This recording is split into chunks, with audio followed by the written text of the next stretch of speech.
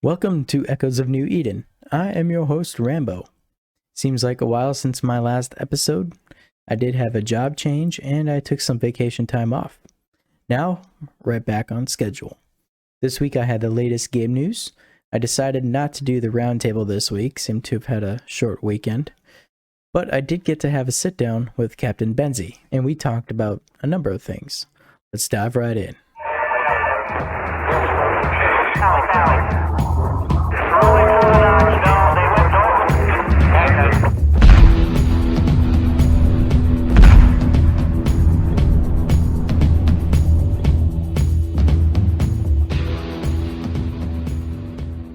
Here's a message from my sponsor this week. GRA is a tactical group geared towards guerrilla warfare, consisting of flexible pilots who adapt to any and all developments of the game, utilize tactics together with the team, thrive under pressure in small gang warfare, be part of a federation, apply by contacting a GRA representative or join their Discord at elguerrilla.online. More info can be found at www.elguerrilla.com. Become part of the legend. All right, now let's get on to the game news. So really the only latest announcement from Eve Echo's official Discord is this week's maintenance this Wednesday, September 15th at 8 o'clock UTC +0. The players will be prohibited from setting up the reinforcement timer for the capsuleer outposts and corporation citadels on subsequent Wednesdays from 0600 to 1200 UTC +0. For outposts that have been set up for that time period, the reinforcement time will be delayed 24 hours and it will take effect the next time that it enters the reinforcement state. All right. So with the latest patch notes, they did release the latest Concord Pass. So they talked a little bit about that. They had some optimizations. They updated the estimated prices like they do every week. They modified the skin icon to distinguish it from a ship icon. They fixed a couple bugs. One, they corrected the estimated price for some OPT chests. And two, they fixed an issue where players could not see a corporation contract once it was rejected. And so that was it for patch notes. Now to the media. So it looks like they're still banning accounts. It's 500 there, 500 here, 600 there. So most of which being still abnormal anomaly behavior. People are still finding a way to get around that. So they had their weekly developer question and answering. And here a couple of questions. Here's one. We'd like to know what we can expect from the cosmic anomaly variants. For now, we have small, medium, large, and normal anomalies, and Scout, Inquisitor, Dead Spaces for specials. Are you guys planning to add more? And they answered with, currently we do not have a plan to add any new anomaly variants. The main reason is that they don't have ready modules or items in their hands to release those new anomalies. So if they do add new variants, they would only differ from the current ones in the amount of bounty or the number of items. Another question, this one I thought was pretty good. Can we have the ability to create custom routes by setting custom waypoints to be able to save them like bookmarks? They did take that as a suggestion. They've added to the feature request list and will start development once there's a settled timeline. Any plans to give the SOV map a filter option where you can see different alliances which belong together can get the same color? For example, if I have one main and two sister alliances in different SOV colors, would it be possible to declare that all this three alliances belong together and should be shown on the map in one color?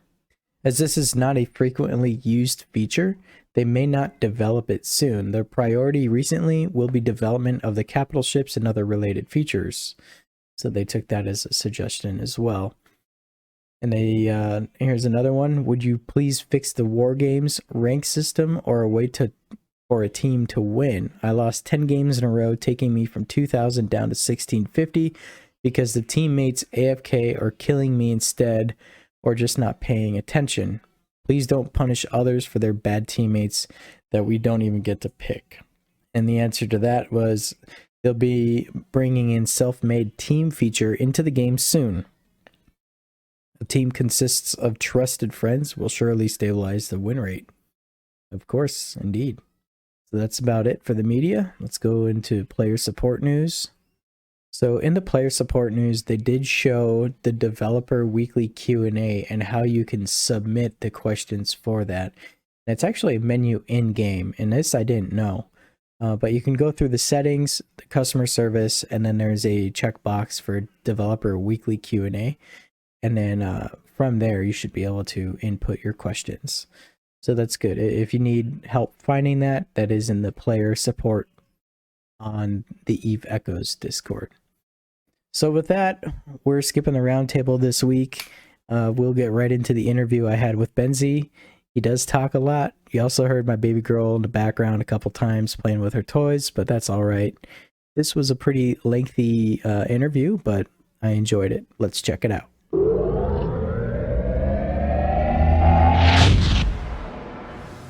Ahoy there, I'm Captain Benzie, and welcome to Echoes of New Eden.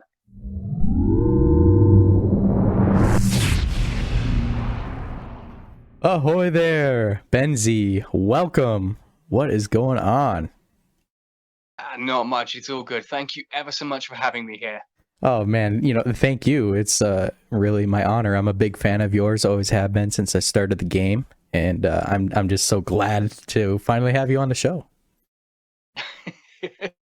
I've been trying to just get through sort of like my diary. I've had people asking for this kind of stuff. Like yourself, I know you sent me a message and then I ignored it for like a week. Not a genuine ignore. I lose track of these things. I'm sorry. Don't feel so bad. I get it. It happens all the time. Believe me, it happens.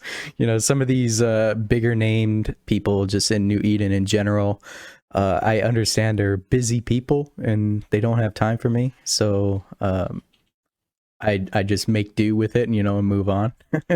Okay, so who does have time for me? How many times can I ping you before you actually reply to me? I'll test people in that sense. Hey, talk to me.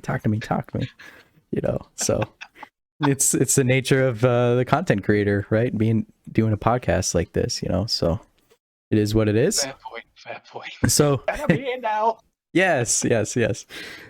So for those who don't know you, please give a small intro of yourself and yeah. Sure. So I am a content creator for Eve Echoes on YouTube. I have been playing since the open beta back in December 2019, January 2020, mainly focused on tutorial style videos. Kind of someone in my Discord put it perfectly that what I try to do is, here's what I'm having fun with. Here's how you can have fun too. So I do everything from talking about game mechanics, some sample ship fits and ideas of what you might like to do with a particular ship, just some basic inspiration, get you going. I talk about balance quite a bit. I've done all kinds of stuff for Eve Echoes. Just basically trying to grow the community, get everyone to club together and make this game the best it can damn well be. Yeah, that's awesome. And like I said, I've been a longtime fan of yours and watching your videos, especially when I was not very knowledgeable about the game before I became a content creator and had accesses to like Fulmination and being able to test stuff myself on an unlimited budget, let's say. But even then, we were talking about it before we started recording. Is you had people back in the day lending you ships just to do videos and stuff. I thought that was pretty cool. Yeah, I was super lucky. Well, I'm super lucky in general, to be completely honest. I know this always sounds really trite and like I'm forcing it, but I do genuinely mean that. I'm just a guy who plays Eve Echoes. I like to talk about it, and for some reason, some people like to listen to me talk about it. Early on, yeah, that actually had people sitting there going, hey, if you give me a shout out in the video, I'll send you a phantasm. Just literally once we'd hit the point where phantasms were in the game. Here's a phantasm, here's it with the fittings, just showcase it in a video, give me a shout out. In some cases, I had people literally sending me enough ISK to buy Plex for a full respec and things like that as well. Just so I could try this out and showcase it. It's a Fulmination.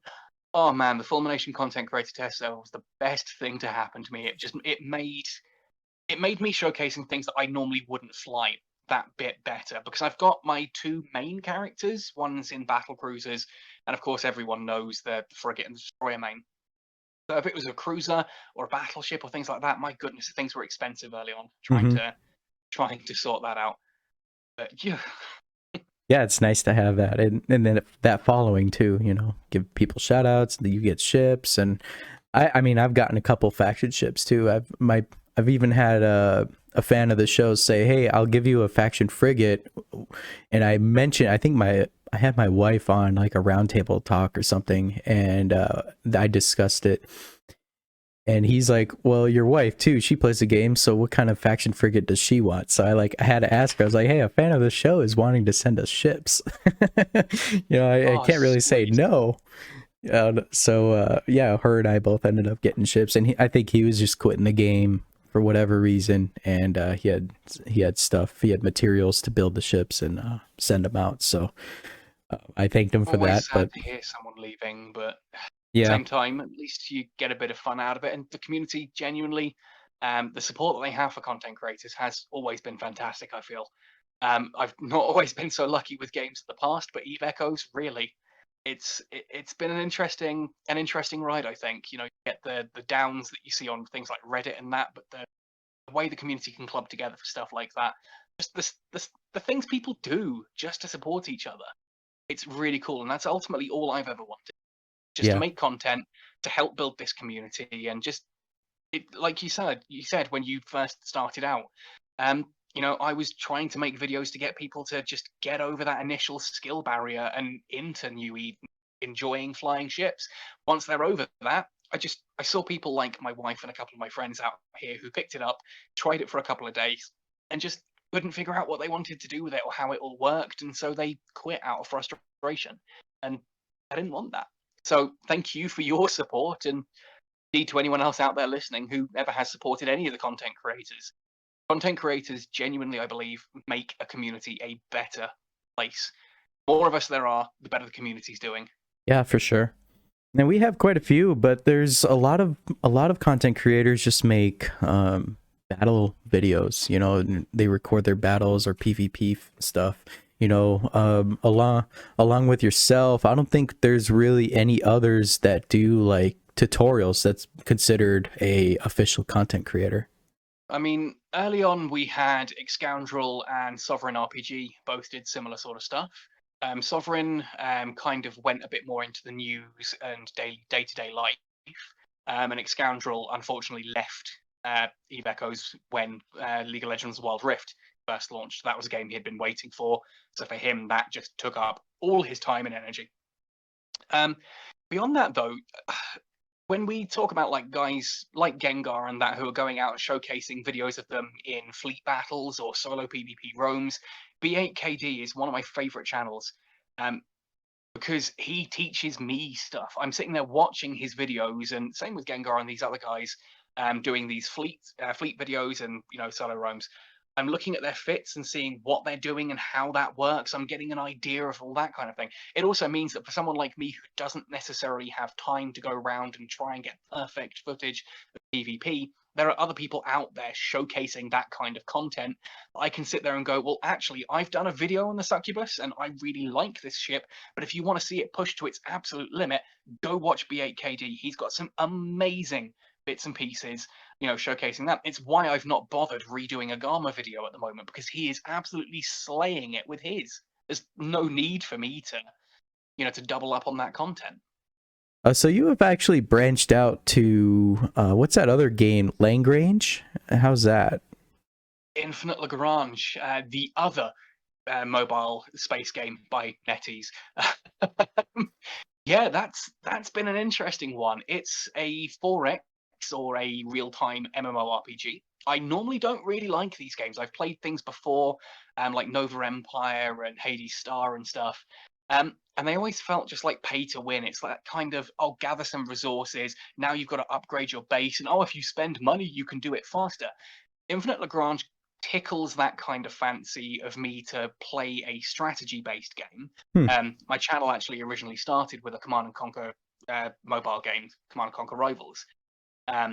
So I like my strategy games. I just don't like them when they feel pay to win. And so many of those, like Stellaris Galaxy Command, before Eve Echoes launched, that was one I dived into and thought I'd give a try. And it felt like the game was just wanting you to open your wallet at every opportunity. Infinite Lagrange, you've got an end goal to each server. The idea is that you've got like a load of chapters that you go through as a server together, and you're trying to occupy as many cities and build this big Stargate to open it and reconnect that system back to the Lagrange network.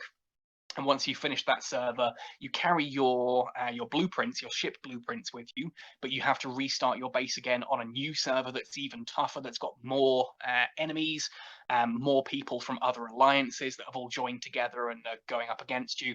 It's intense. It's intense, but it does seem to avoid most of the pay-to-win aspects this kind of game does. Like, the main things cannot be sped up with money. You have to sit and wait 24 hours for your base to upgrade. You have to wait for your action points to come back. So every decision you make and the order that you do things in does really count. I've been loving it. I was lucky enough to, a couple of weeks after I started playing it, actually had NetEase contact me and offer to sponsor some content, which has been frankly eye-opening. Wow. I've had accusations in the past of, like, oh, Benzie's a shill.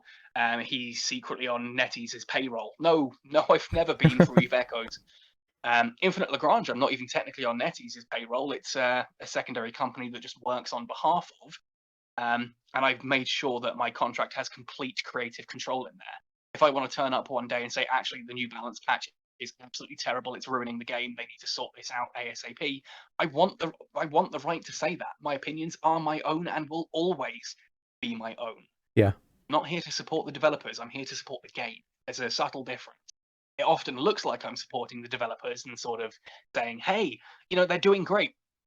It usually is the case, like with we're talking about balance and that in Eve Echoes a lot of these. I can sit there and say that the game is in the best position it has ever been in. We have a whole bunch of active players. We've got a good variety of ships. There are, you've got exploration. Industry is still alive. I know there's all this talk about insurance and things like that killing the game. There are still industry players. They're still playing. Mining is still a thing. The game's not perfect, but it is in a good place. There are things that definitely need improving. Definitely need improving. We'll get to that. But if there's no complaints, then there's no improvements. So it's just exactly. But I like to sit there and say, look, you can be complaining about all these things, like we'll touch on later, I'm sure. But just because there are complaints and things doesn't mean that you have to think that the game itself is terrible. I had a guy comment on YouTube today, literally calling me a shill because I dared to say that actually I quite like this third battle pass. In the video, I sit there and say things like, I don't like the fact that the nanocores themselves are so darn expensive and it's hard to get them as a free player. But then I also say, I get that it's not necessarily built 100% around free players, kind of a big part of it.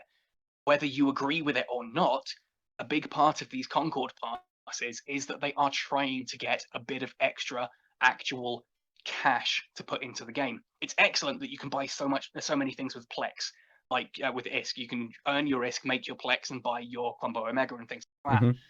But the game does still need to have ways to actually get cold hard cash into it. I don't like that. I don't want to have to spend money on things, but at the same token, it's one of those things you have to accept. That you look back on games like there were a list of them, things like Vainglory and stuff like this, that just petered out and died because they didn't have support behind them. People weren't paying money into the game. And we don't want Eve Echoes to die like that. So you kind of sometimes have to accept that you may not like it, but that's the way it's got to be. And that doesn't make me a shill. It makes me a realist. And I was just playing the game the other day, and I seen in the Alliance chat somebody was complaining about the new Concord Pass and it being like a paywall, or people, NetEase wanting to get money out of people. And another person commented, said, you're playing a free game with no ads. And then I was thinking to myself, I was like, what if they did put ads into the game? Where would they be? Would they be on the loading screen? Would I, open up the corporation page and get an ad in my face, before I can even see my corp wallet, stuff like that. We should be actually really grateful we don't have any crap like that. There's a couple of points to make there. One, if it was going to be anywhere, I'd imagine you could actually probably have it when you're docked in a station, and you've got the screens there, possibly playing adverts there, that kind of thing. But how terrible would it be to, you jump a Stargate and, you've got to wait 30 seconds for this ad to play out before you can load it on the other side. By the time you've loaded in, someone's dropped an interdictor bubble and blown you up, sort of. Exactly. Ads are not a great way for developers to make money, though, so a lot of them are moving away from it at this point. But the way I've always described Echoes is that this is very much a subscription-based game that has methods for you where your in-game gameplay can ease the burden on your wallet. You don't have to pay like your $5 a month. You can pay $5 this month, and then if you manage to make up enough ISK, you buy a month of Omega. Then after that, if you haven't quite made it up, you can spend the $5 there. So that's $5 every 2 months because you've been earning the ISK. But eventually you hit a point where you're late in the game and you buy the Omega once to unlock all the ships. You can then go ratting, and the amount of ISK that you can earn easily buys your Omega for the next month. And if everyone could do that easily for everything, eventually everyone hits tier 10 and the game just dies because no one's putting money into it anymore. That's where the Concord Pass comes in. Right. It's that little bit extra to help support. And I wish I'm glad that they're beginning to weight it a bit more towards the free player side. But I do think you could probably go a little bit further, have 2/3 of it for free and the extra third is the paid third. But they know this more than I do. We're talking about a gaming company here that makes a ton of other games. We've just mentioned Infinite Branch. I've been playing Super Mecha Champions and things like that recently. NetEase are a big developer. They know how to do this kind of stuff without killing a game, and they know that better than the community does, ultimately. Better than I do, certainly. So there's a part of me that just kind of, I kind of have to defer and say, I may not want to pay constantly, and I get that not everyone can pay, but it's a reality, and I understand why you're asking us to do it. I think that's what I'm getting at here. But yeah. You don't have to necessarily like it. You can just sometimes sit back and say, right, okay, I get why. And heck, in a worst case scenario, even if you don't pay, you're still getting a whole ton of extra stuff that you weren't beforehand. Yeah, so to add on to that Concord Pass, I play the free Concord Pass. I haven't been, spending the money for the elite version of it. So I just pay the free one, and I hit the weekly limit in like 2 hours of mining. So I'm capped out currently until it resets. But I noticed that you can only get up to level 70 on the free. And I was like, why aren't, I think it may have happened on the second Concord Pass because I maxed out the level. I'm like, why am I not getting past this level? I just didn't make a big effort, to figure out that, it was elite locked after level 70. So between 70, I think it's level 71 to 80 plus. It's only for the elite Concord Pass people. You only get the second. Rewards for it. I mean, I was only doing it for the skill points, and same. That's usually the reason. Insurance points have actually been darn useful as well, especially undocking an Astero and realizing how expensive those were recently. But certainly, yeah. Again, it's one of those things people can complain about it, and I can sit there and say, well, yeah, wouldn't it be nice if you could get higher than that? I mean, you've got 6 weeks of 1150 points, plus you've got 2 400 points for the login 30 days and login 15 days consecutively, and you get 50 points free every week, so that's another 3 levels there. So you're getting 11 levels for free. Plus the 66, 68, 69, somewhere around there, about 70. You can quite easily cap to that level 70 if you're doing it weekly. You miss a couple of bits here and there, then those login bonuses and the weekly missions do help you catch that up. There's a part of me that says, well, yeah, wouldn't it be nice if actually you could go above level 70? Then there's another part of me that says there's not really that much above level 70, and it's just a nice bit of extra for those who do put the money in. And again, whether or not I choose to put the money in, I still have to accept I've got 70 levels worth of free stuff that I wouldn't have had without the Concord Pass. Right. Like, they could just not put the Concord Pass in, and we wouldn't get that 500,000 skill points. We wouldn't get all of the insurance points, the Concord credits, and things like that. They could just not put it in. Which do these people prefer? Like, you could go for no Concord Pass, or you could go for all of this Concord Pass, plus if you pay, there's a bit of extra stuff to it. And that's just the way I look at it. I don't know. Maybe that's just me. Maybe I am a shill. Hey, it's more stuff to do, right? It's like I personally get the skill points, and then I save up the Concord Pass for the thermomagnetic skins, the cores. And now with the Concord 3, we have the new ones. The name is boggling my mind. Dark Halo, yeah. And I love them so much. Man, what was a thermomagnetic? Was that the thermomagnetic one had plus 14%? I want to say these are plus 18%, depending on the role that you choose. Correct. There is a concern. There is a genuine concern that power creep is a little bit of a thing here, but I think it's more that they made the original thermomagnetic storm cores, the number ones, then the next pass, the second pass, they made the thermomagnetic storm 2 cores because there were problems with the first one.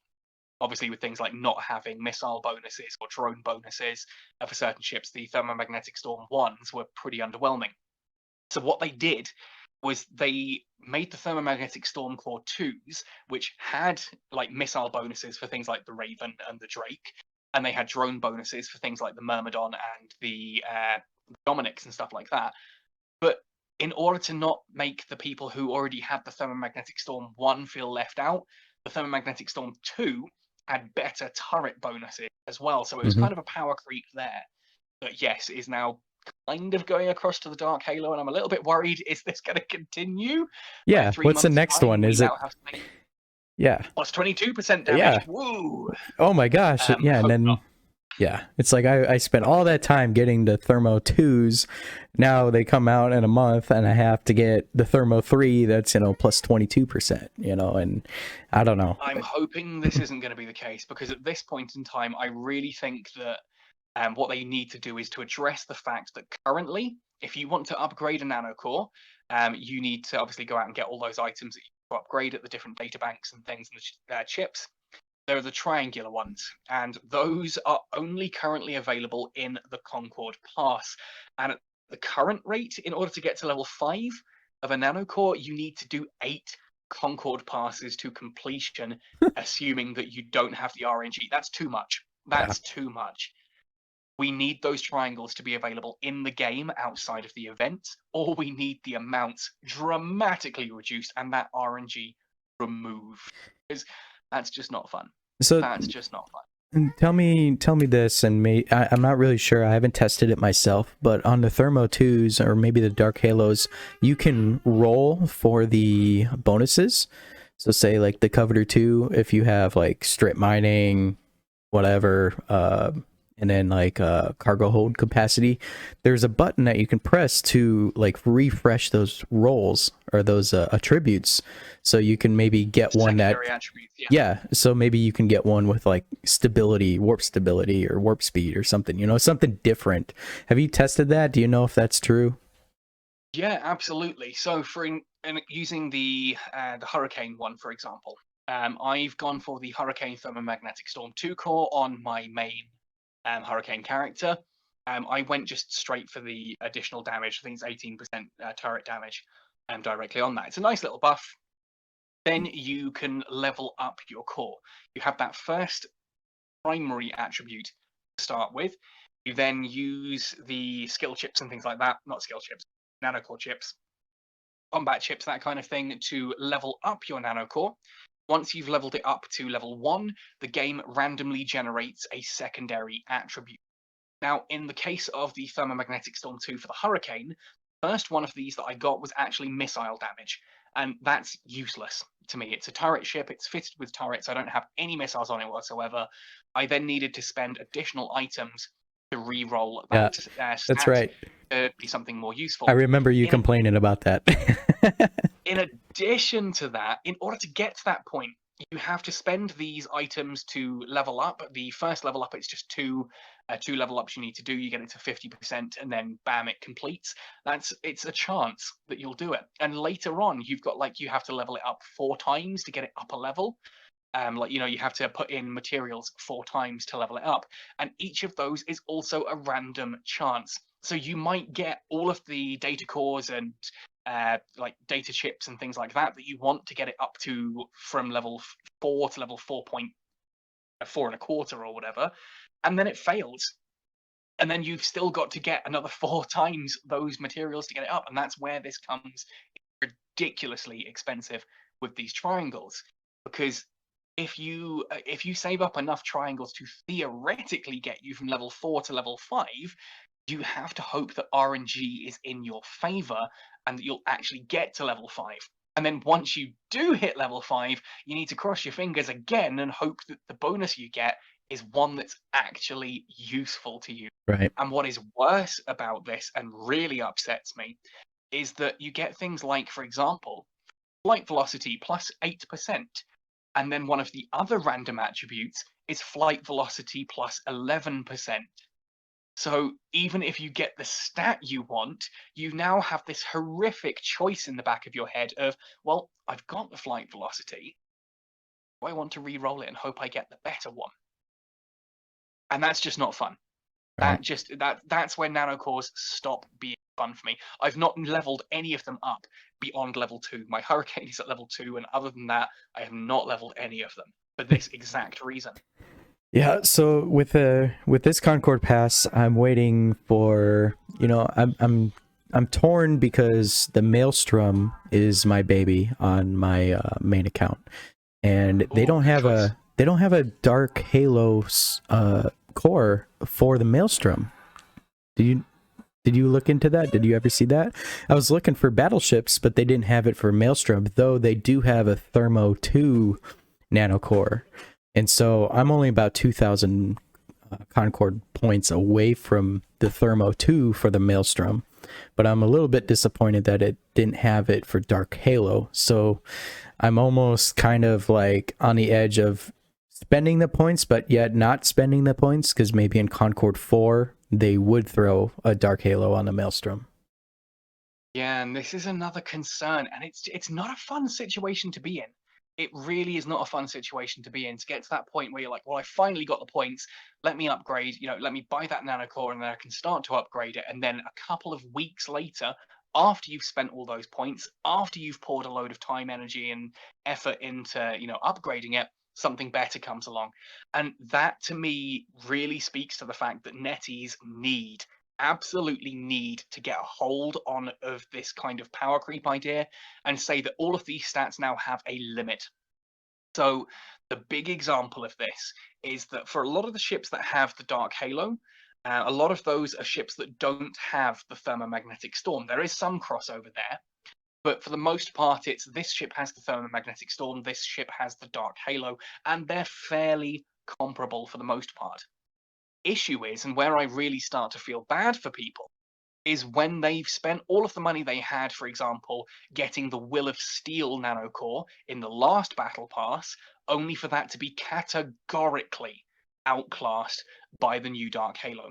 If you had a Will of Steel core, for example, for a Rattlesnake, and you'd gone for the additional 5% shield, well, that's lovely that it's 5% shield. The new Dark Halo core for the Rattlesnake is like 18% shield. Jeez. It's a massive, beastly increase, and it feels terrible.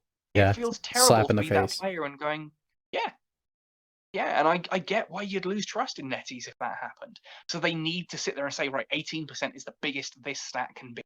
If we make other nanocores in the future, they need to have different stats, or they need to have, varying values. Like in this case, the Dark Halo is weapon damage, armor, or shield amount. Just straight up increase on those, or flight velocity. So maybe next time they do one of these, it still gives you that 18% weapon damage, but rather than shield amount, it gives you shield booster amount and armor repairer amount. So it's active tank rather than passive tank. That's a meaningful choice. Actually sitting there and looking at those 2 nanocores and going, right, actually this one works better with my ship, this one not so much. You have a decision to make. Whereas right now it was just a case of, oh, I've got the Will of Steel. This one's better. I need to buy that. Mm-hmm. Yeah. So adding on top of that, we'll get into the topic of interceptors, and these go on to interceptors. Like, interceptors already aren't OP. Now you can throw these nanocores on them and make them even better. What the heck? So this actually does work in.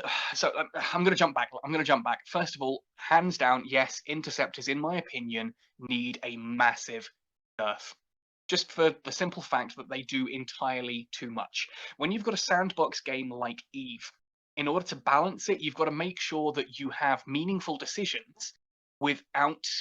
But meaningful decisions is the most important part. So if you make one ship good at everything, then that's what you're going to fly. There's no meaningful decision. Everyone who has frigate skills flies an interceptor, no matter what they want to do. Want to haul cargo? Use an interceptor. Want to go exploring? Use an interceptor. Want to do combat? It's an interceptor.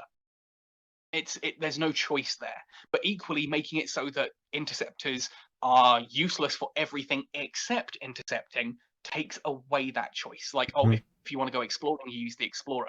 If you want to go cargo hauling, you need to use this. If you want to do that, you need to do that. Takes away the choice. So to me, I don't mind that interceptors haul cargo. They don't have as big a cargo hold as, say, a probe explorer, but they also do it AFK. So you've got a meaningful choice there. Do you just want to go AFK hauling and run to high sec through any bubbles there because your interceptor can do so, but only carry 500 cubic meters?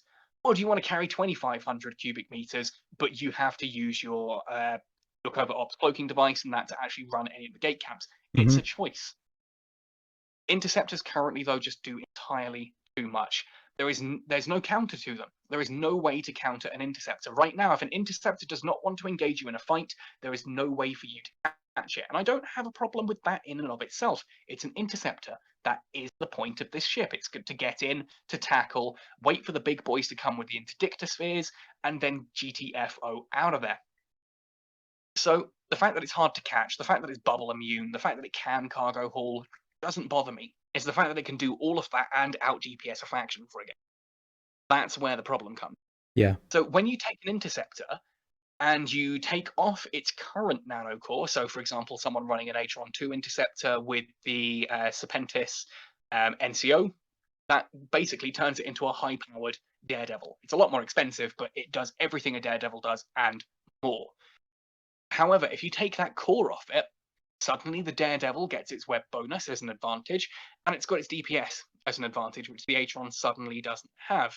And if you put the new disruption nanocores on the Atron, it just becomes better at tackling, but not as good as the damage. So to me, that's almost a step in the right direction. It just needed to also come with the actual nerfed interceptors.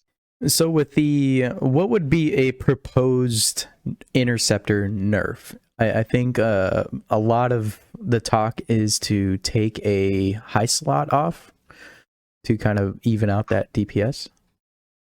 Pretty much. So one thing I can say, I can't say too much about this because of things like NDAs and that. First fact, I don't know anything ahead of time. Like people say, oh, Benzie knows what's coming next. No, I really don't. I wish I did. But the NDA just stops me talking about the very few things I do know. I had a wonderful chat with Melos 2 weeks ago.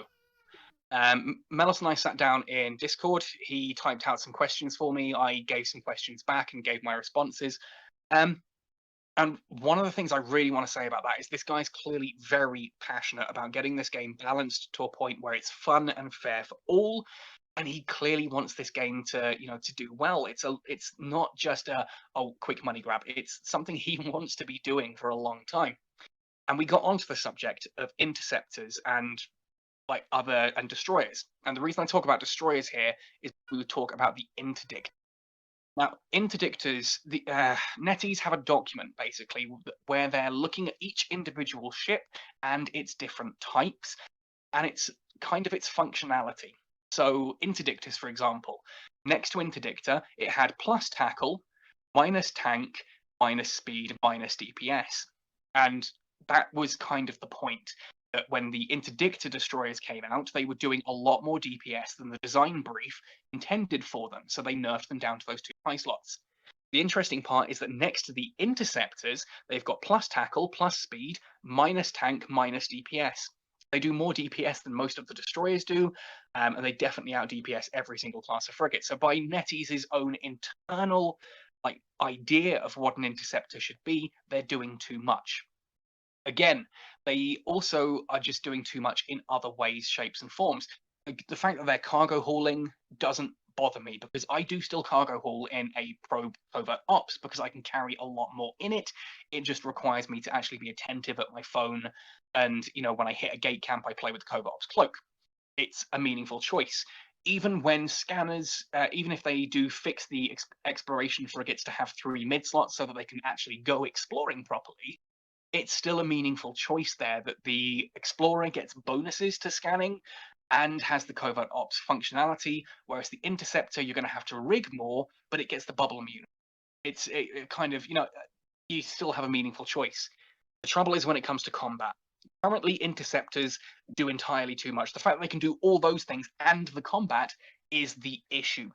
So, yes, you take off one of those mid slots. You've now already knocked off 33% of the DPS. You've gone from if it was 100 DPS per turret, you've gone from 300 down to 200. Now, to correct you said mid slot. You mean high slot? Correct. Sorry. Okay, yes. yeah. You take off a high slot, and you go from, if it's 100 DPS per turret, you go from 300 DPS down to 200 DPS. Knocks off a third of the DPS already. Then you go into the advanced frigate command skill, and you take off all of their combat bonuses there as well. This means that you now have a ship that has no combat bonuses, like the Explorers and things like that, and you put something else in there. Now, I don't know what that something else would be. I've suggested it could be things like inertia, which would help you accelerate and decelerate that little bit faster, help you hold a tighter orbit, change direction and get out of there that little bit faster. Yes, Interceptors already warp ridiculously quickly, but maybe you could also increase their warp speed like the Dramiel has, or their acceleration into and out of warp. You could do all kinds of things like tackle strength, tackle range, and other meaningful interceptor-based skills.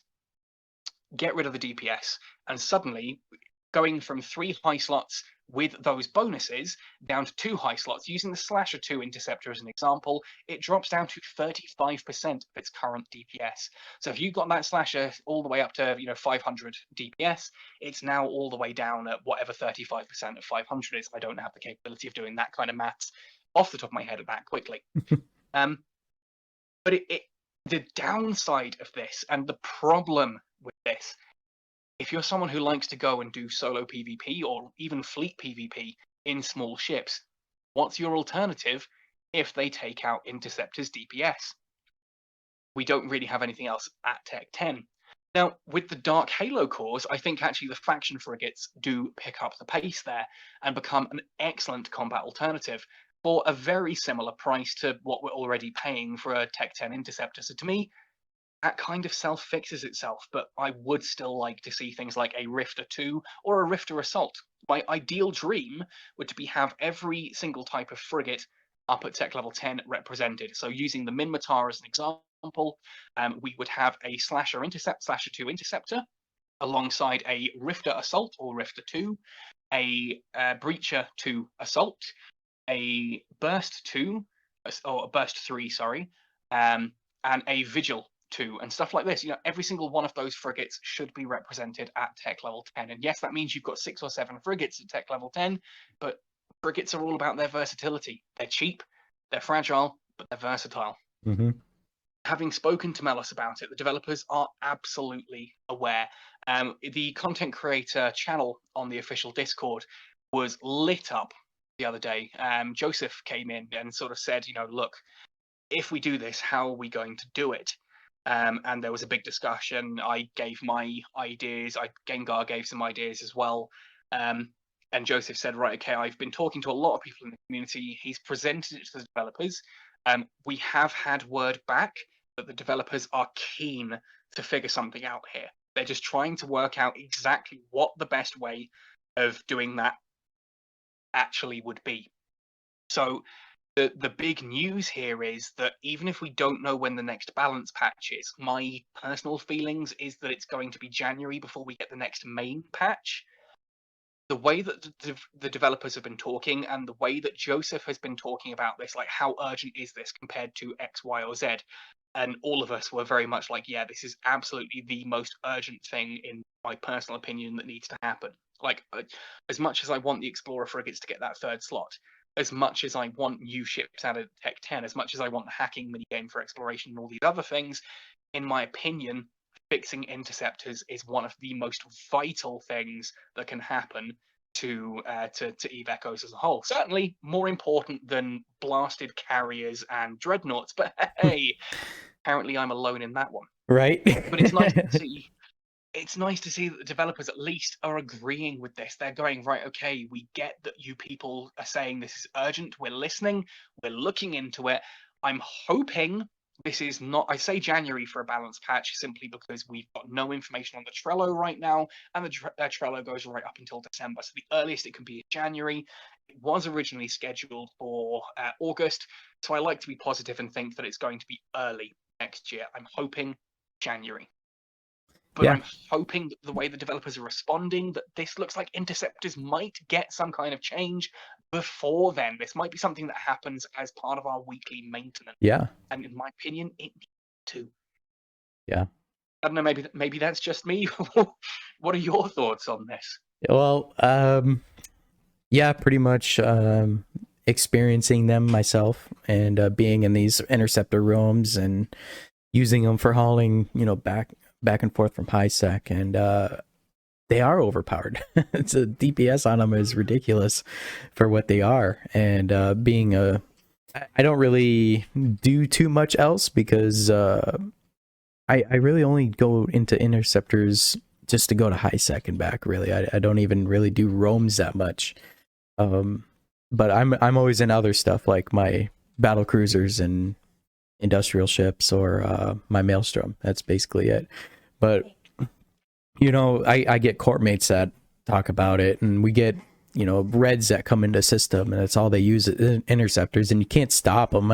I know that's a huge complaint pretty much on every alliance is, man, we get these roams and you can't stop them, and there's no ability to defend your space if you got these people that are coming in and they're immune to bubbles, and they warp super quick, and they align and all this crap, and at the end of the day, it's defending your space too. You're not giving them all the attackers have the upper hand, right? And that's not what it should be. Yeah. They should be coming in kind of as the underdog and using skills and strategy to be able to get their kills and whatnot. And to the people that are being attacked, they not only do they feel really at victim now, but at least they'll be able to defend themselves against them. Thing is, I think you nailed it really there when you say it's not so much, in my eyes, it's not so much that the attackers, the interceptors have the advantage. They're interceptors. They should always have that advantage as part of their role. It's the fact that, as you said, there's nothing you can do about it. There's no counter. And people will sit there and say, well, what about if we added smart bombs? Now, smart bombs is something that is always going to be A, difficult to implement, and B, it's the versatility. You've said there, every time you look for someone in local and it's like, oh, look, there's a red in system. I wonder what he's flying. It's going to be an interceptor. There's no versatility at all as a frigate pilot at tech level. Look, I'm a frigate pilot main, for crying out loud.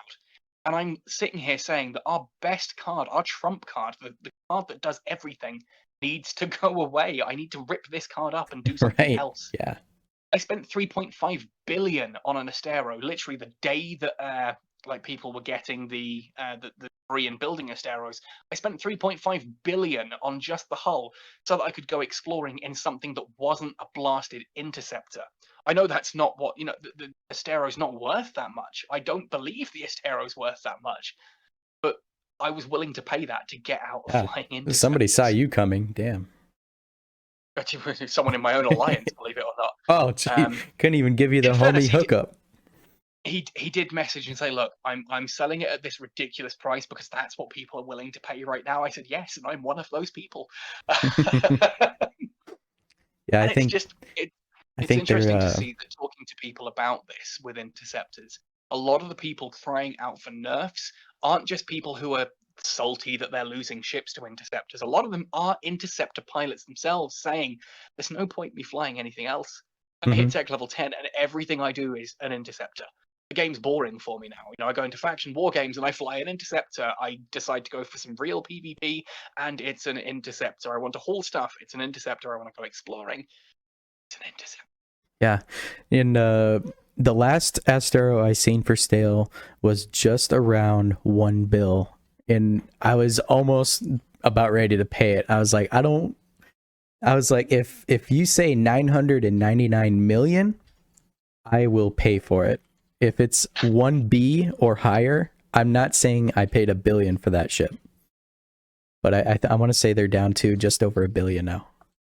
Yeah, they've come right the way down for a couple of reasons. One, people are realizing that they're not quite the people thought they were going to be. There's a lot of misunderstanding that because it's got that covert ops cloak and the zero lag delay, that this is something that you can use to be an ambush predator and really mess up your opponent. The trouble is, again, you're going to be going up against Interceptors for the most part, and if an Interceptor sees you decloak, yeah, you've got no lock delay, but that cloak has dropped your already fairly low scan resolution, so they're going to easily warp away and get out of there.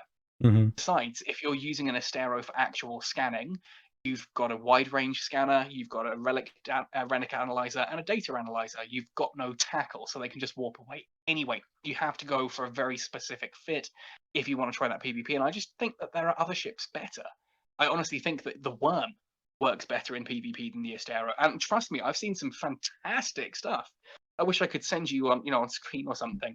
A friend of mine in Eve Echoes, Vachetti, I'm not actually certain how you pronounce it out, has sent me literally like 20-30 kill mails using an Astero on some really quite expensive ships. But it's a bully. It's not an aggressive hunter. It's just a bully. If you drop into if you're exploring in an Astero and you see someone else out there, it's great at punching them in the face and getting them to run away so you can have the sight instead of them. But it's not really this lethal killing machine. And I'm okay with that. The price will come down once we start getting debris a bit more. But I think the price is also coming down because exploration is just in a really bad way at the moment. Because of how the relic and data sites respawn.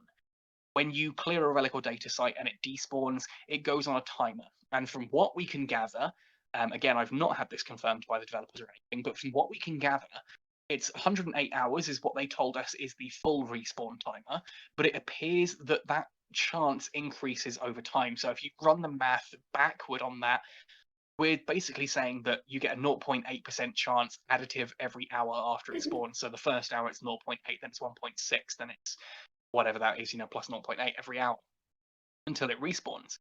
Trouble with that system is if you go into a region and you find every single relic or data site there, they all despawn, it's theoretically 3 or 4 days before anyone else can find one again. In EVE Online, when a relic or data site despawns, another one will spawn somewhere in the same region within 2 minutes. Never in the same system, just somewhere in the same region, which means it's impossible to farm them because you could be, say, at one end of the Great Wildlands and it's just spawned at the other end. But it means there's always content there for people to engage with. And right now, we're hearing of people going like literally, 100, 200 systems. It's not a good way of making ISK at the moment. That time could be spent literally running advanced encounters and making more ISK at tech level 7. So there's so much that needs to be balanced out. So a couple things. It's funny you said Versetti, he's my neighbor in game. And then another one, is it Versetti as well? Yeah. Excellent. Yeah, he's legitimate. When I saw those kill mails, I was like, oh, I know him. Yeah. It's funny about the scanning is I had a member who was scanning and he was going from all parts of New Eden. 70 jumps there, 50 jumps there. And he comes back to the home system and he's like, I went around all New Eden, didn't find a single relic site or whatever that he was doing. He scanned our home system and found one. He's like, there was one here the entire time. you know? Yeah. And I get that. I've done days where there was one day a couple of weeks back. I was taking screenshots to prove to the developers how like bad this situation is. I flew through every single system in Derelict, Devoid, Bleak Clans, and Sync Liaison. Every single system. Scanned it down, took a screenshot of the no signal anomalies, no anomalies found. None. Then I'm sitting there talking in Alliance chat saying, this is terrible. I've spent 6 hours going around and I found nothing. And a guy goes, really? Because I've just found 3 in the same constellation back in Scalding Pass. And I'm just like, it's just, it's infuriating. Yeah. Okay, so of course it means those 3 came off cooldown at a similar time. Yeah. So then it's not me, because I do the scans and it says no signals found. I've never found one in here. I thought, okay, my skills suck, or just something about me is wrong. So maybe it's not the case. If you are flying in HiSec, every single relic and data site can be found with a minimum scan res of 230, which is an unskilled explorer level. The meta level 8 ones. They will the meta level 8 scanners, wide resonance scanner, will find every possible HiSec relic and data site. If you can get that down to 120 meters, you can now find every single site that can spawn in low sec. The minimum one is 75 meters, but that's only for one particular relic site and one particular data site. If you can get down to about 90, 95, you can find every single site except for that one. So in nullsec. And in nullsec, you can spawn some of the low-sec ones as well, so there's a bit of a crossover there. But basically, if you can get down to about 90 meters, you can find almost everything in the game. And those one sites are so ridiculously rare that it's almost like, what's really the point? Mm-hmm. I'm going around in an Astera that's got like 60, and I'm still finding nothing. Yeah, because they just don't exist. They just don't exist. And I want to do this. It's a part of the game I've always loved since EVE Online, and I love the scanning minigame. I can't wait until we get the hacking minigame. I love the scanning minigame, and it disappoints me that I never get to do it these days. Hey, well, maybe we can look forward to them making little adjustments on that then, huh? Fingers crossed. I mean, I get why they started it the way they did. They're worried that everyone's going to go, oh, new system, suddenly start scanning, and if they make the sites too common, and suddenly the market is going to be flooded with all of these rigs all these rig systems, all these new decryptors and stuff like that. And I get why they did that, but I'm also sitting here going, well, maybe that's not such a bad thing. We've just had integrated rigs added, which are chewing through rigs. Mm-hmm. Just maybe flooding the market with auxiliary thruster 3 blueprints is exactly what we need right now. Yeah, well, yeah, we'll see about that, so... I mean, other than the fact that it would make Interceptors even cheaper. All right, well, let's continue on here. I know we've been talking about Interceptors and scanning and whatnot for a while, but what are your thoughts on the game progression and improvement? I know we got Capitals coming out here next month now that dang, time is just yesterday was August, right? Now we got Capitals right around the corner, and I know some of these. It still feels like June to me. Yeah, I know. Where is this time gone? Still seeing it. Yeah. 2021. What happened? Game progression and things like that. Right now, I'm very much in two minds of this. I think people are very well aware what my stance is on capital ships. So I'm going to start this off by saying, look, if you like capitals, if you've been looking forward to capital ships since the game launched, I am very excited for you. I am so glad that you are getting to fly a ship that you've been looking forward to. I personally think that now is completely the wrong time to introduce those. We've got no big wars going on. There's no real need for any form of... The dreadnoughts are there to basically be force multipliers. They are big ships that dominate the battlefield. And we just don't have those battlefields right now. Like people, we've just had the change to sovereignty that you can now you can make your citadels invulnerable. The whole Entosis link thing. Now that's going to take time because these are very expensive structures to build, let alone upgrade to that level 2. And no one wants to build a second one before they've upgraded the first one to level 2 so that it can't be destroyed. So we are gradually expanding sovereignty over the star map. And I just look at that star map, I click on the sovereignty like filter, and I have a look at the map as it currently stands. And there is still way too much black space to actually bother with dreadnoughts, in my opinion. I think, if they had released these in February or March next year, we're going to have some time to have built up that sovereignty map and then actually have dreadnoughts go out and smash against it. As it happens, basically these are even more expensive ratting ships than battleships. And then carriers are going to be the same thing. You're going to get people sitting in a carrier soloing all the content possible in the game. And I don't know, there's a part of me that's really worried about that. We've just got rid of our low-sec dragons, the people who were sitting in bad hair day all day long, just generating ISK, not spending any of it because they're not needing to. We've already got a fully upgraded ship, now they're just making ISK for the sake of it, which Getting really fat. damaged the market. Yeah, it's a dragon sitting on a hoard of gold, and that gold should be circulating in an economy and actually doing stuff. It wasn't. Just fixed that. Now I'm worried that we're going to hit a point where a capital, a carrier, for example, can sit at 140 kilometers and just wreck everything in any type of anomaly. And oh, look, you've scanned me down and jumped in your fleet of frigates. I don't care because I've got a whole fleet of fighters that I'm going to launch at you instead. And I don't know. Well, who's to say that they don't adjust their anomalies? There is that, but then that's pushing people who are lower down out of content that they're currently doing.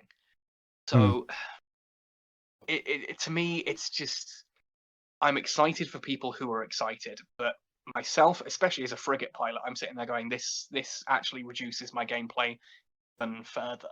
Right. As a fun story, Benzie is the main frigate character. My original plan was that I was going to, change. This actually ties in nicely, thinking about it, onto the concept of game progression. My original plan was to max out every skill that had frigate or destroyer in the name at 555, which I've done. Then to max out all of the, to 554 at least, all of the sort of the generic skills like shield, armor, micro warp drive, afterburner, that kind of thing, which again I've done. I then took every single small weapon, so small lasers, operation and upgrade, missiles, operation upgrade, all of those to 554, and then sat there and went, well, what do I do now? And I took cruisers up to, add in the bellicose covert ops. Heck, I've already got medium skills, I may as well fly some cruisers from time to time. Then I went back and started actually having a look at this. And on Benzie, there's not much I can do these days. I can join Interceptor roams and just, get bored flying an Interceptor. Or I can go out in my Astero and explore for sites that aren't there. Or I can try ratting. And ratting is, as I said, I've got cruiser skills, so I can use a bellicose, but I'm sitting there doing 800 DPS in a fleet of people doing 2,000 upwards. And still hitting destroyers and stuff. So I feel useless. Benzie, now that I've got large missile skills because of stealth bombers, because obviously I skilled into anything that's related to frigates, I got rid of small lasers and small railguns because there was no point me having all of these different options when I wasn't flying any of them. So now I'm skilling into battleships in order to fly, something like a Typhoon or a Raven or something that can actually be useful. And that sucks. I spent so much time and effort filling up like my frigate and destroyer skills for destroyers to be ultimately useful other than small missiles and small drones. And then Interceptors just to be dominating the rest of it. So it's the game progression. I don't know. It feels like Netties are basically pushing you towards the bigger ships. Once you hit Tech 10, you should be flying battleships, is what they're saying. And that kind of works with Interceptors being the way they are because they're cheap to skill into. So you can pick a battleship and then pick an Interceptor and you'll have all the skills you need and make both of those work. It just sucks if you wanted to fly destroyers, cruisers, or battle. Like Silent Rose is my battle cruiser. It's specialized heavily into hurricanes. Basically, every skill that benefits the hurricane has, whether it's Hurricane, Hurricane Guardian, Hurricane Logistics. But I have that same problem. I'm sitting in a hurricane doing maximum of 1100 DPS with a fully tricked out nano core. Then I could sit there in something like a Tempest doing 2500 DPS from range if it's a Tempest striker. And you know what the Maelstrom's like. Yep. Why would I bother using a Hurricane that does 1100 DPS when I could be using a Maelstrom? Yeah, and I'm pushing almost 3 cold. Exactly. That's a terrifying amount of damage. Yeah. And obviously, I take it you're capable still of hitting some of the smaller, faster moving ships in those anomalies. Yep. Because, of course, you just use angular velocity against them. So, I love Eve Echoes to pieces, but Tech 10 needs work. I think it's one of those, having Tech 10 isn't a problem as long as everything's accounted for at that level and balance is adjusted in such a way that everything at that level has a use. Why is there not a Tech 10 Combat Hurricane? Why is there not a Tech 10 Hurricane Combat Drake? Why isn't there a Tech 10 Thrasher or Coercer or Cormorant or things like that? Everything needs to be represented at Tech level 10. I think then that makes more sense. Alternatively, the thing I've said since the start is that maybe Tech level 7, Tech level 8, where the best combat versions should be, and anything higher than that has a whole pro and con thing going on. So if you're flying a Tech level 7 Cyclone, that should be the best DPS version of the Cyclone. There's no reason that the Cyclone Guardian should do more DPS and have better tank than the Cyclone, because it's also got the Guardian skills. It's just a better ship. Therefore, by the time you can fly a Cyclone Command, there's no point flying any other Cyclone. You just fly the Cyclone Command. Or you fly the Cyclone Guardian if you want shield, but you never fly the Cyclone again because it's flat out worse. Yep. Sorry, I can really rant about this. I'm well aware. Yeah, and and you rant to the devs, and hopefully they listen and make the changes, and we just gotta be optimistic about it. Ultimately, at the end of the day, it's not killing the game for me. I still have fun in the game, so. Exactly, and I think that's the key point. People are still having fun in this. People are still enjoying flying whatever it is they want to fly. I want things to be as good as they. I do also apologize. Yeah, I'm well aware I can ramble well on into the night about all this kind of stuff. I do feel for you editing this after. Oh, no worries. But I don't know. I think there's also a worry that I think a lot of people. It's not just about me balancing. I don't think it's just about, Benzie's talking to the devs and Benzie's saying this. Hopefully they listen to Benzie. Like, there are plenty of other people in this community saying the same thing, and other people have different ideas. Now, there's a line in The Expanse that I absolutely love where Avasarala says, one of us is wrong. I think it's me. I think it's you, but I hope it's me. And there's a part of me that, carries that across into balance discussions. I have my own ideas of balance, and in my head, those are the right answers. I know what I want Interceptors to be. I know what I want this to be, and I know how I want the game to play. But how I want Eve Echoes to play is not necessarily how the next person along wants Eve Echoes to play. So my ideas would make for a very different game than what we have now. I'm not saying I would make it EVE Online and change absolutely everything around to be exactly the same. There's a part of me that quite likes the fact that, both armor and shield tank are low slots here, for example. Makes it simpler and easier for new players to get into and understand how those work. That, your low slots are there for things like your armor tanking, that, shield boosters and armor reps are both low slots. And EVE Online, shield boosters are mid slots and armor reps are low slots. Your propulsion units are mid slots, your tackle is mid slots. So it makes a much more complex ship design when you have to decide, on this ship, I can tank it out because it's got a load of low slots and I can go armor tanking. This one is clearly geared more towards shield tanking, but if I go shield tanking, I'm not going to have all the propulsion I want. I might not have tackle and things like that. I'm not talking about going that crazy. Just, I don't know. There's a lot I would like to change, and a lot of people disagree with me. I think that's fine. I think that's good. People need to disagree. People need to have these conversations. And the bottom line I'm taking way too long to get to here is it's not just me. I've got my ideas of balance. Other people have their ideas. We've all got to work together to find out the correct answer. And what I suggest might not be the correct answer. It might only be part of it.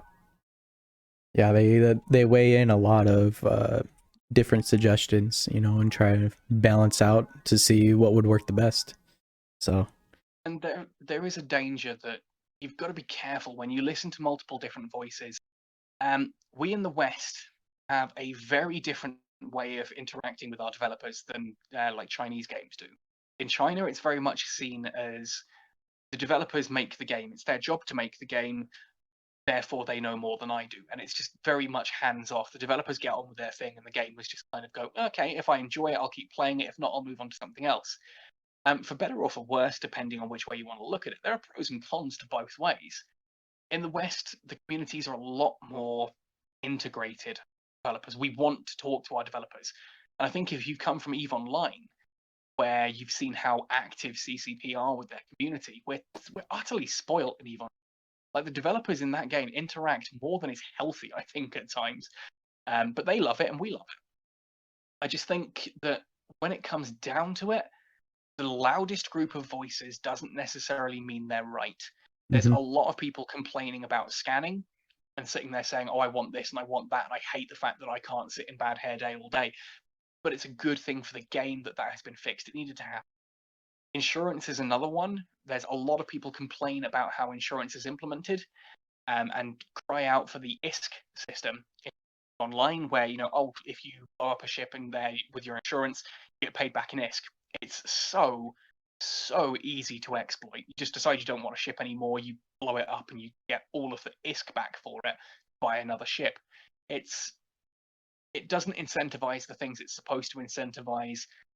Yeah, I know the insurance system we have can still be exploited. If you've just finished your procurer and you want to fit all of your mining circulation rigs onto a coveter, yeah, you you unfit everything else and you yeet it at the nearest group of pirates, claim insurance, get those rig backs and strap them to your hull. We all know how this works. There's things like that, oh yeah, but only 30% of buy orders are fulfilled. Then there's the fact that if you're paying with insurance points ahead of time, you're only paying 30% of the cost of your ship. If it was 100% of buy orders for 30% of the cost of the ship, that's causing inflation as well. There's so much more going on in the background than any one person can look at. It's the devs' jobs to know all of this information, to see all this data. Yeah. Well, I don't want to continue beating a dead horse or anything. Sorry. But yeah, we just have to be optimistic for that. So I did want to note, you commented on the Maelstrom as a good choice. You're a big fan of that ship as well? You know me, I love cannons. Yes, man. When I first started this game, I immediately thought end game. So I eventually found the ship tree, and I was going through basically the latest ships you can get. At the time, it was the Maelstrom Striker, and I think even at T9. And then I was looking at the ships. I was like, okay, which one do I see myself like flying? Which one do I think looks the best for the end game type ship? And I chose the Maelstrom, and I was a bit pissed off when they took the Maelstrom Striker out and replaced it with the Tempest Striker, and then threw the Maelstrom at T10, because then I had to wait another 3 months just to get the ship that I wanted at the start of the game. And but when T10 rolled around, I was still T9. Maelstrom BPs started rolling out, and I immediately bought a BP and started mining and collecting planetary for it. And I don't know, I'd probably say in the time that I play, probably took me about a month to actually get the materials and mine for it, mine all the ore and get all the planetary for it. And by the time I got all of that, I was already T10. I already had all the money to build. I already had the blueprint. I gave it all that stuff to one of my builders in my corp, had him build it. I had it in my hands 19 hours later. I spent 2 billion plus just to fit it, and I retired my mock with the Maelstrom before Concord 3. The Maelstrom with a core on it had better DPS than a mock rail. And so Good Lord. I compared it. I took all the fittings off my mock, put them onto my Maelstrom, and my Maelstrom had better DPS. I was like, okay, this is what I'm using currently. I dumped a lot of money into it, on rigs and whatnot. I spared no expense on blinging it. And the mock has been collecting dust ever since. But now that we have Dark Halos coming out, and look who's on the list to get a Dark Halo. I'm like, well, shoot. Now, yep. But I don't know. But at the end of the day, I still want to say that Maelstrom fitted with the core. At the end of the day, then I'm looking at insurance. Okay, so say I do get a group that, jump me, and I do end up losing it and having to claim insurance. Yeah, it's like, if I do end up losing it, then at the end of the day, it's going to cost me a bit cheap, less insurance points to recover that than it would potentially the mock. So I still think I'm going to maintain my Maelstrom, and I'm still a bit torn. I'm thinking about throwing a Thermo 2 nanocore on it as soon as I get the points, just so I can get that 18% upgraded from the 14% that I'm already at. And I still have level 1s. I spent nothing on upgrading the actual nanocores.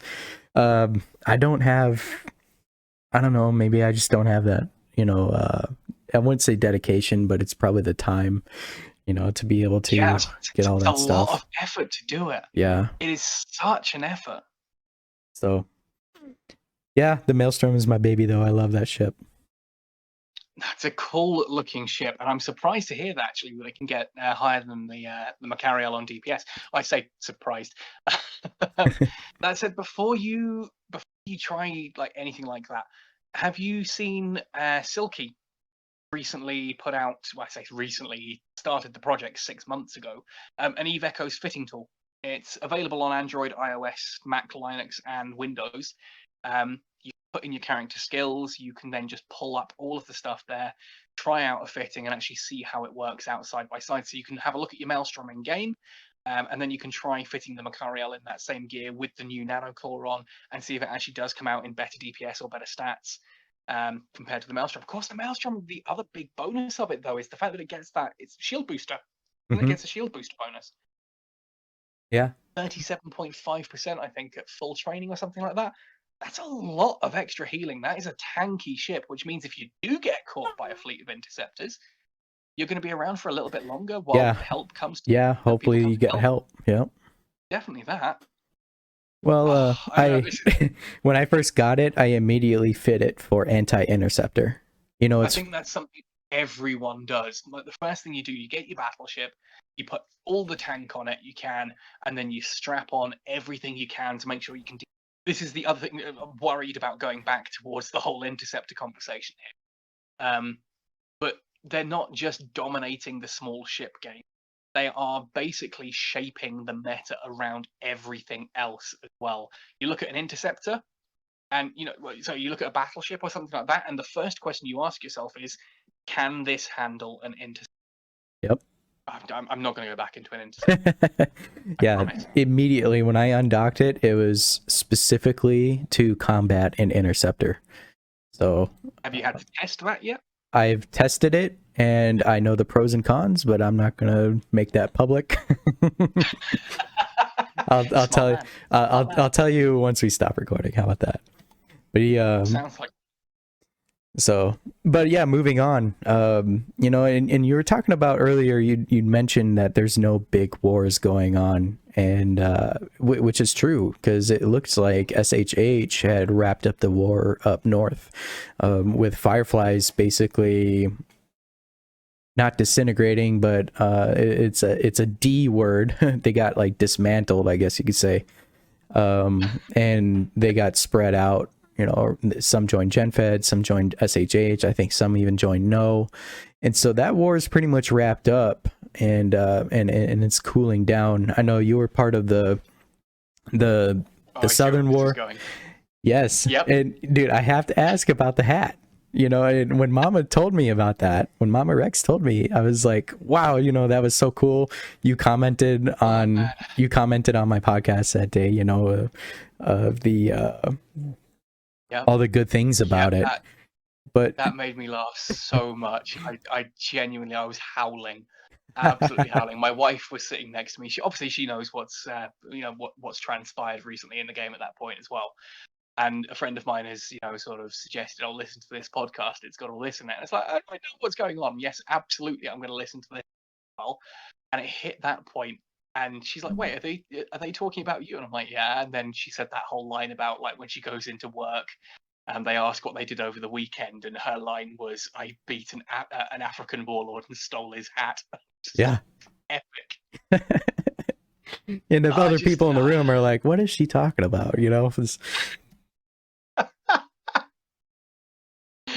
Oh, it was all good times. I mean, Yeah.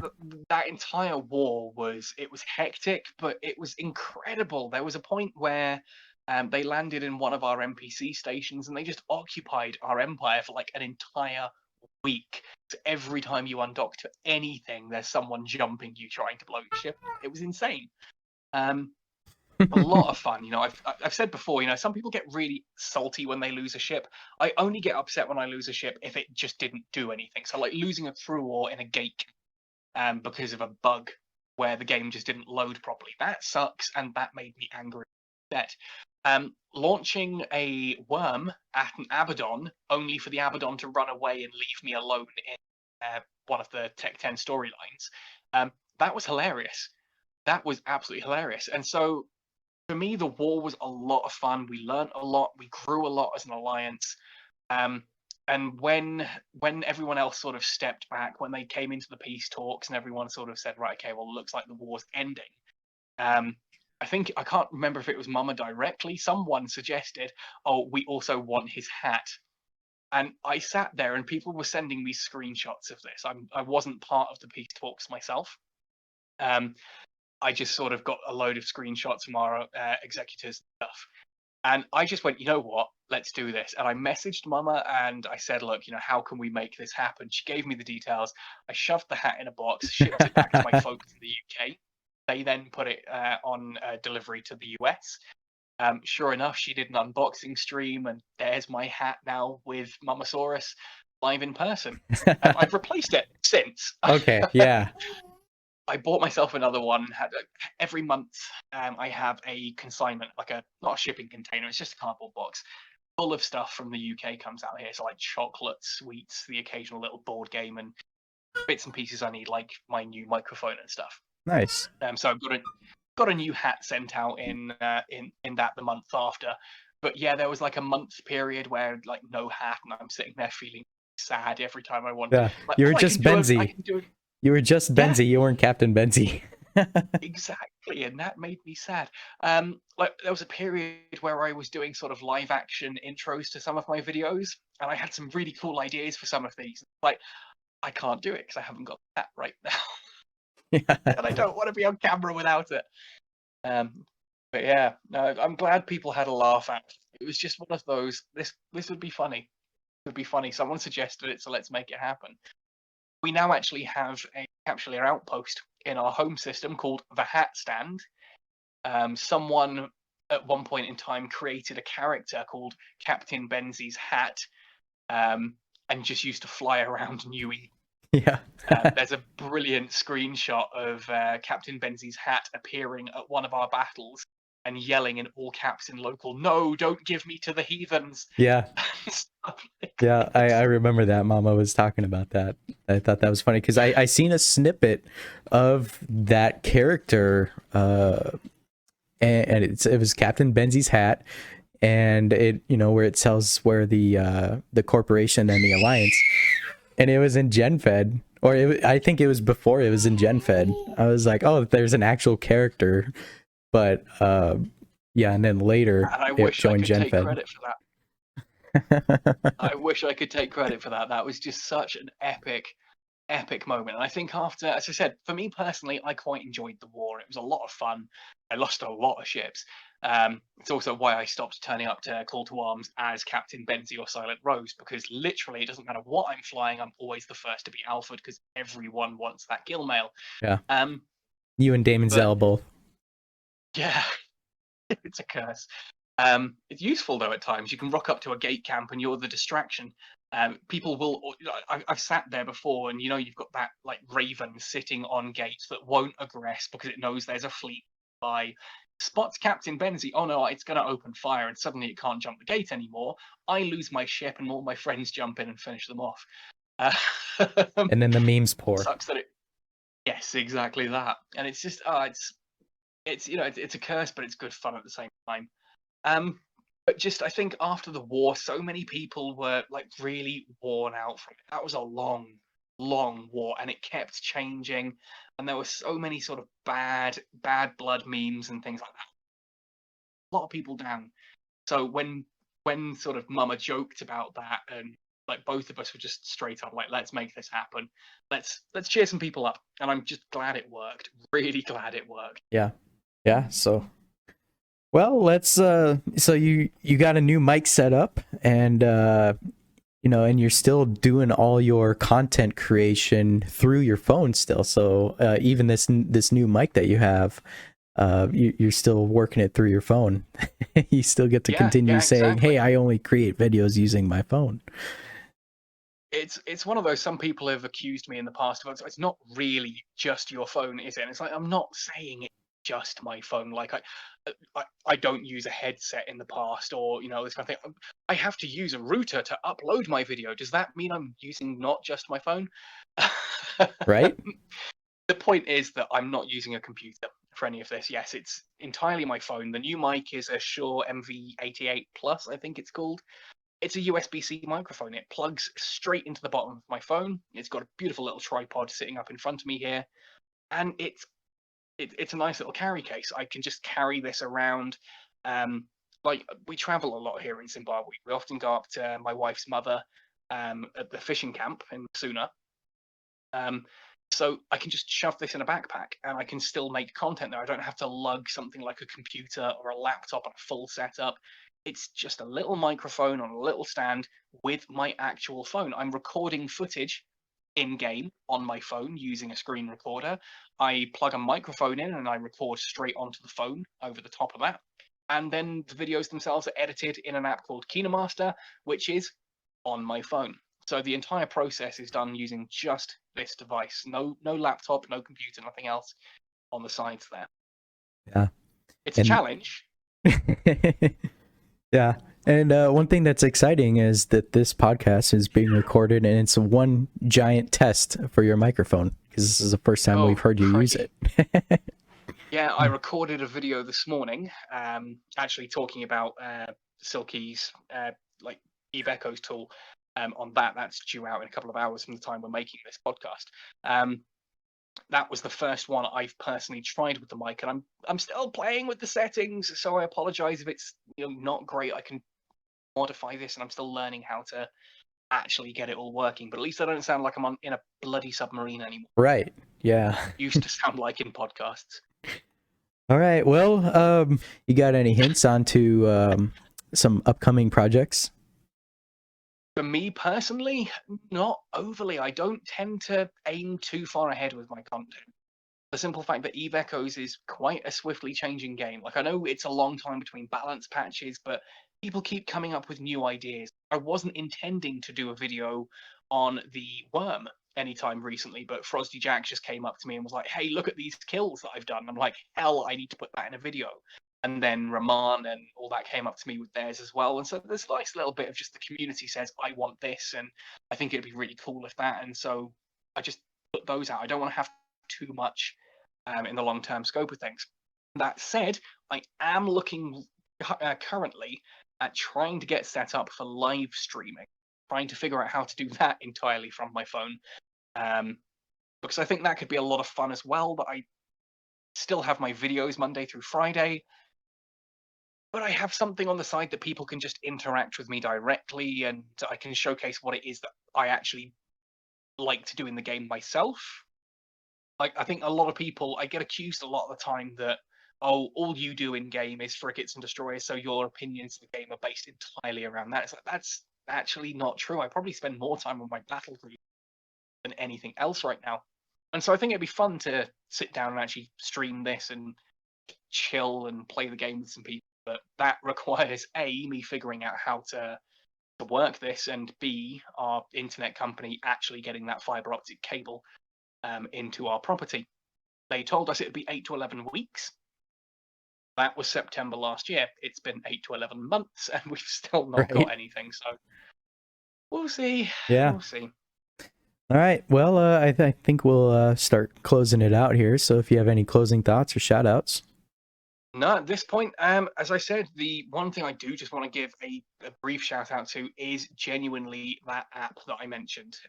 Sweet, it's called Silky's wonderful Eve Echoes.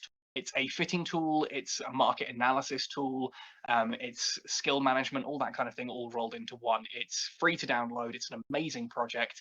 And like you mentioned earlier with your Maelstrom and your Macariel, rather than sit there and play around with rigs and try to work out what's going to be best and spend a lot of money in the process, give that a try. I think it's really actually really impressed me this weekend. I've been playing with it a lot. But no, I just apologize for rambling and ranting so much about the game. I really don't mind if you cut out that entire hour in the middle where I talk about just blah. No, it's all good info, and I enjoy listening to it. Yeah. And genuinely, thank you for having me. I really enjoy doing this kind of stuff. It's nice to get to just sit and talk to someone about the game. And I think my wife, bless her, she's going to sit there and be just like, oh, yes, he gets to talk to someone else for a couple of hours. Yeah. And she doesn't put, and your wife doesn't play the game. See, my wife does, and so she kind of already knows like what's going on, you know. She sort of does. She dabbles here and there, but I can talk about this an awful lot, like more than I think is ultimately healthy. But in fairness, no, I do joke. I do joke. She's incredibly supportive when it comes to me and my content. Like if I sit here and say right now, you know, I need to go and sit down for a podcast. I need the house to be quiet. Please keep the dogs and everyone, you know, away from the door. I don't want interruptions and things like that. She'll go and do it, and she won't even ask me how long it's going to be. It's just it'll be done when it's done. So, yeah, bless her. Love her to pieces, and I've never known someone quite that supportive. It's terrifying at times.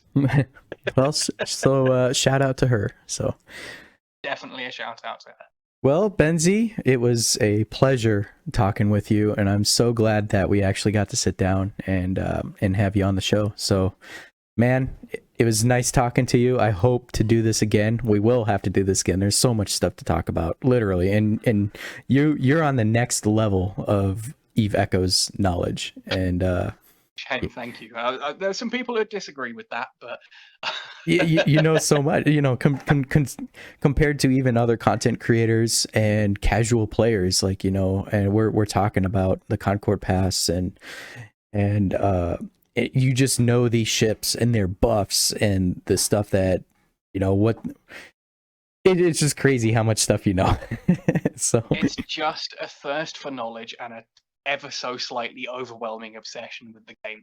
I live this game. It's literally my job, it's my hobby, it's my passion, it's everything I do from dusk till dawn pretty much is Eve Echoes related.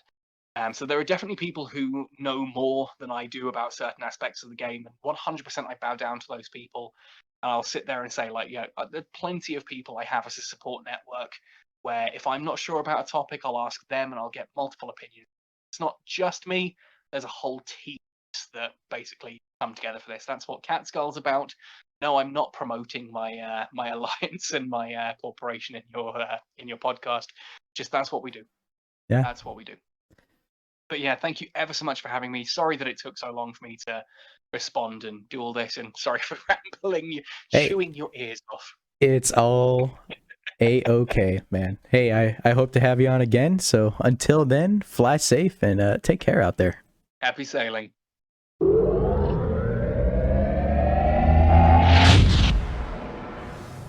Well, that wraps it up for this week. If you like the show, please rate it and review it on Apple Podcasts, Spotify, or on YouTube. Subscribe to my YouTube channel for future videos. Also, if you wish, please join my Discord. That is where I do my roundtable talks. I post all of my episodes there, and I have my guest list shown. And you can also post your very own corp ad. I'll leave that link to the Discord in the description. And if you want even more Eve Echoes news and a deeper dive into what's going on in the galaxy, go check out Damon Zell over on YouTube on his show, Echoes from the Front, where he goes over game announcements, patch notes, alliance drama, battles, and much more. So thank you everybody for listening. Take care, fly dangerously, and I'll see you next week.